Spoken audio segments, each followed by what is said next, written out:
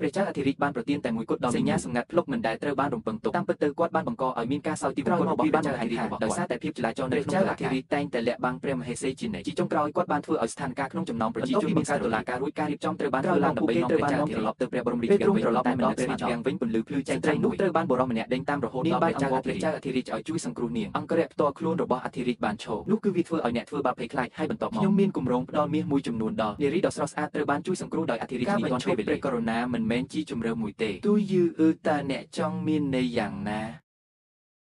ដោយវិនិច្ឆ័យពីប្រវត្តិធម្មតារបស់ស្ត្រីម្នាក់នេះប្រសិនបើដុំមាសនេះត្រូវបានផ្ដល់ឲ្យនាងអាចតាក់ទាញការច្រណែនពីអ្នកដទៃការច្រណែនមិនល្អដោយការផ្ដល់សញ្ញានេះទៅឲ្យទេនាងក៏អាចការពារនាងបានដែរប៉ុន្តែតើខ្ញុំនឹងផ្ដល់ឲ្យអ្នកនៅអ្វីដែលល្អបំផុតនៃអ្វីទាំងអស់ទេគ្រាន់តែប្រើអារម្មណ៍មួយផ្លែតរបស់អធិរាជនេះទៅបន្ទាប់មកសានបានប្រគល់ព្រះចៅអធិរាជខ្លួនឯង Token ត្រូវបានផ្ដល់ឲ្យមីងនូប៉ុន្តែនាងមិនដែលនឹកស្មានដល់ប៉ុន្តែសេចក្តីសប្បុរសរបស់នាងបានធ្វើឲ្យរឿងនេះសញ្ញាសម្គាល់នេះបានក្លាយជាការជំរុញរបស់គាត់ប៉ុន្តែបន្ទាប់ពីព្រះចៅអធិរាជចាក់ចេញមីងនូបានឃើញ Token សរសេរនៅលើវាពាក្យថាអំណោយអធិរាជត្រូវបានដាក់តាំងបង្ហាញនាងទើបតែដឹងថាមានអ្វីទើបតែកើតឡើងដែលបានជួយសង្គ្រោះនាងគឺពិតជាក្រោយពីព្រះចៅអធិរាជយាងត្រឡប់មកវិញព្រះនាងគុំបង្ហាញខ្លួននៅចំពោះមុខមិត្តល្អបំផុតរបស់ខ្ញុំក៏បានរឿងអំពីព្រះចៅអធិរាជព្រះរាជក្រឹត្យដំបូងបន្ទាប់ពីឡើងគ្រងរាជគឺដើម្បីរៀបចំពិធីដ៏អស្ចារ្យមួយដើម្បីឡើងគ្រងរាជជាព្រះមហាក្សត្រីអំពីអធិរាជមនុស្សខាងលើប្រកាសជាត្រូវបិទខ្លួនឯងចោលមានតែពេលនោះទេដែលព្រះនាងបានផ្ញើសញ្ញាសម្គាល់ដូច្នេះនាងបានយកពីមិត្តល្អបំផុតម្នាក់របស់នាងបានមកដល់ព្រះបរមរាជវាំងបានឃើញអ្នកបម្រើស្រីតើគាត់ហ៊ានចូលទៅក្នុងព្រះបរមរាជវាំងហើយខ្លួនឯងក្រោយមកអធិរាជបានឃើញសញ្ញាសម្គាល់នោះហើយបន្ទាប់មកខ្ញុំនឹកឃើញថាព្រះករុណាពិតជាមានការសង្ស័យអំពីការស្វាគមន៍អធិរាជនីត្រឡប់មានការងឿងឆ្ងល់ប៉ុន្តែ Token នៅតែមានតម្លៃ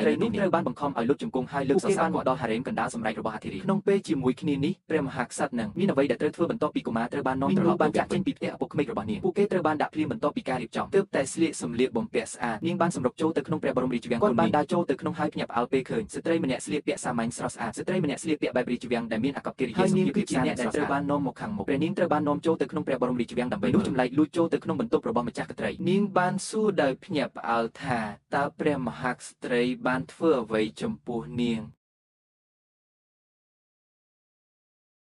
នោះធ្វើឲ្យគាត់រឹងរូសខ្លាំងស្ត្រីមីងបានអះអាងថាវិមានគុណមីងត្រូវបានព្រះមហាក្សត្រីយានីបានពន្យល់ពីវិមានផ្ទាល់ខ្លួនរបស់វិមាននេះជាកម្មសិទ្ធិរបស់អធិរាជផ្ទាល់ស៊ីមីងនូមិនដែលជឿលីទេនោះគឺដើម្បីបង្ហាញសញ្ញាសម្គាល់និងប្រកាសខ្លួនឯងព្រះចៅអធិរាជគឺជាអ្នកដែលឋានសួគ៌បានកំណត់ក្រោយមកនាងត្រូវបានគេចំអកថាជាមនុស្សវង្វេងស្មារតីព្រះនាងទតឃើញសញ្ញាសម្គាល់នោះក៏ទ្រង់ជ្រាបនេះជាអ្វីដែលអធិរាជឈីងឆេនបានជួយសង្គ្រោះស្ត្រីនោះបានឲ្យវាទៅគាត់នាងទើបតែដឹងអំពីតម្លៃនៃវត្ថុអនុស្សាវរីយ៍នៅពេលដែលមកនោះមិនមែនជានរណាក្រៅពីស្រីដែលត្រូវបានសង្គ្រោះដោយឋានសួគ៌ដោយអះអាងថាសញ្ញាសម្គាល់នេះត្រូវបានប្រទានដោយព្រះចៅអធិរាជដ៏ល្អឥតខ្ចោះអំពីខ្លួនខ្ញុំនោះគឺជាអត្តសញ្ញាណពិតរបស់អធិរាជនាងទាត់គាត់យ៉ាងខ្លាំងម្ចាស់ក្ត្រីត្រូវបានទាត់ទៅលើដីដើម្បីបង្រៀននាងបន្តិចទៅមីងនូមិត្តសម្លាញ់ពីរនាក់បានសង្កត់អធិរាជនេះចុះក្រោមបានទាញដាវមួយចេញហើយកាប់វាម្ចាស់ក្ត្រីបានទាមទារមុខរបស់នាង Token នេះពិតជារបស់គាត់ផ្ទាល់ហើយត្រូវបានទុកចោលឈ្មោះរបស់គាត់ក៏ត្រូវបានឆ្លាក់នៅជ្រុងខាងលើអ្នកបម្រើបានយក Token ហើយចេញវាពាក្យនៅលើវាត្រូវបានលុបចោលជាយូរមកហើយនាងបានទាត់អធិរាជដោយកំហឹងស្ត្រីនោះបានទាត់ស្ត្រីម្នាក់ទៀតដើម្បីបង្ហា